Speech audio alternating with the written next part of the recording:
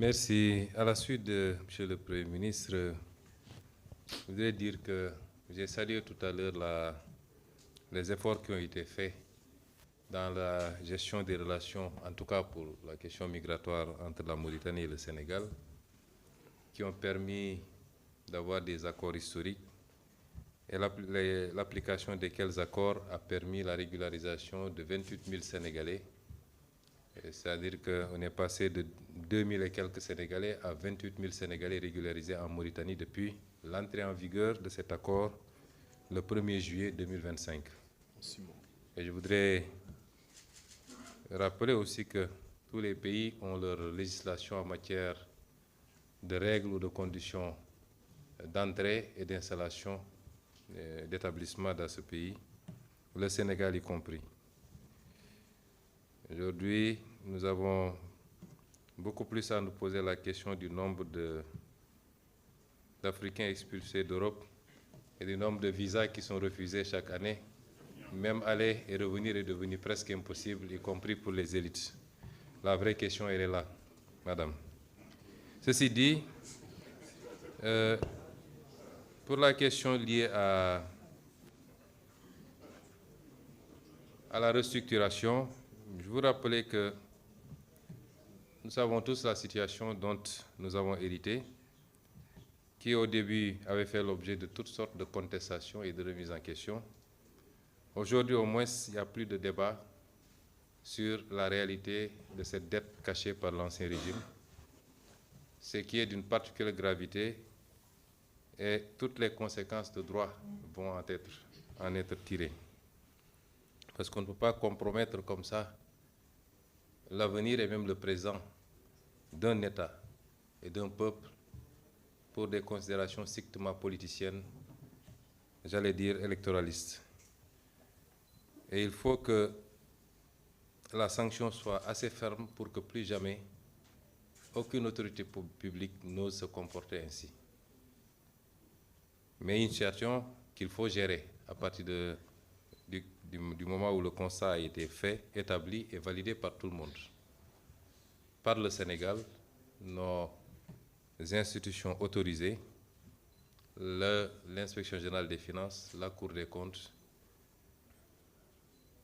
le gouvernement, le président de la République, mais également par tous nos partenaires bilatéraux comme multilatéraux.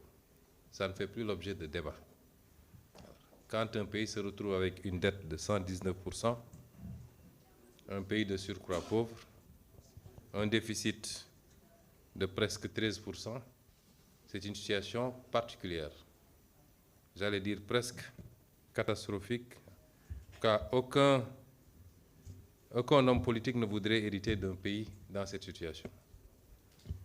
Ça nous a mis dans des difficultés dans la gestion de ces premiers mois ou de ces 2 premières années de gestion du pouvoir. Et certainement pour quelque temps après, encore. Nous ne sommes pas dans le fatalisme. Nous considérons que c'est le peuple sénégalais qui doit faire face à cette situation, qui doit se lever comme un seul homme et qui doit comprendre qu'il y a des sacrifices à faire pour rattraper la situation, la dépasser et mettre ce pays sur les rails définitivement. Et avant tout autre partenaire, c'est au peuple sénégalais de le faire. C'est pourquoi nous avons travaillé à des solutions. Nous avons travaillé à élaborer un plan de redressement économique et social, qui est un plan qui va effectivement demander un certain nombre d'efforts et de sacrifices au peuple sénégalais. Nous avons aussi lancé un vaste programme de rattrapage budgétaire, de rationalisation, aussi bien des recettes que des dépenses budgétaires. Et l'arbitrage qui a été fait pour le budget 2026 est assez illustratif des efforts qui ont été consentis sur la dépense publique, le fonctionnement particulièrement, mais également sur des choix rationnels. Et les discussions avec nos partenaires ont tourné autour de ça. Nous avons considéré que, certes, il y a des difficultés, mais tous les travaux que nous avons réalisés nous permettent de voir ou d'entrevoir la possibilité de sortir de cette situation sans avoir besoin d'une restructuration. Nous considérons que de l'analyse que nous en avons faite, notre dette est viable, puisque nous nous débrouillons pour la rembourser depuis 1 an et demi, ou plus, une échéance assez difficile, avec de grosses souches de cette dette. Mais jusqu'à présent, et sans aucun apport, nous avons réussi à refinancer cette dette, et principalement sur le marché régional. Nous considérons que nos projections, aussi bien de croissance que de recettes, sont raisonnables. Et sur cela, il n'y a pas de débat. C'est validé par tous nos partenaires, y compris le fonds. Le principal problème, c'est le financement. Nous considérons que les efforts que nous faisons à partir du plan de redressement, qui, rien que pour ce budget, nous permet de générer 960 milliards de plus additionnels au budget, et ça va aller crescendo à partir de 2027, pourrait nous permettre de combler une bonne partie de ce gap.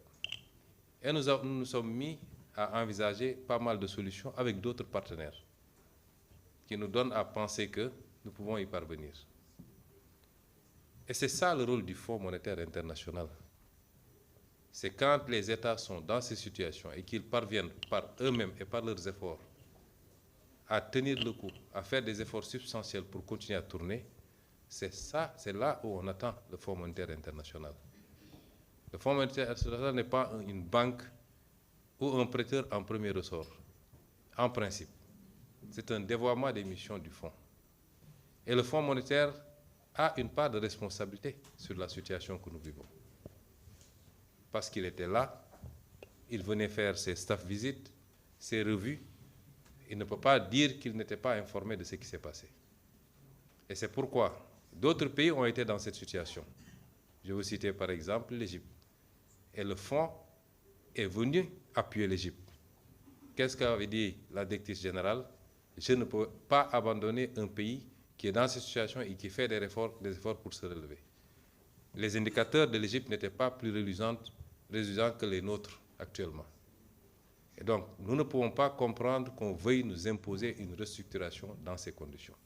Ce n'est pas une position d'Ousmane Sonko, c'est une position de M. le Président de la République du Sénégal, du gouvernement du Sénégal, par son Premier ministre, le ministre des Finances, le ministre de l'Économie et tous ceux qui ont une compétence en la matière. Et nous continuons à rester sur cette position, rien n'a changé entre-temps. Ce n'est pas des déclarations d'économistes ou de quelques autres composantes qui vont nous amener à changer de position. Mais c'est un partenariat. Chaque partenaire en tire les conséquences qu'il voudra. Mais la position officielle, c'est qu'on ne veut pas de cette restructuration. Je vous remercie. Merci beaucoup, Monsieur le Premier ministre.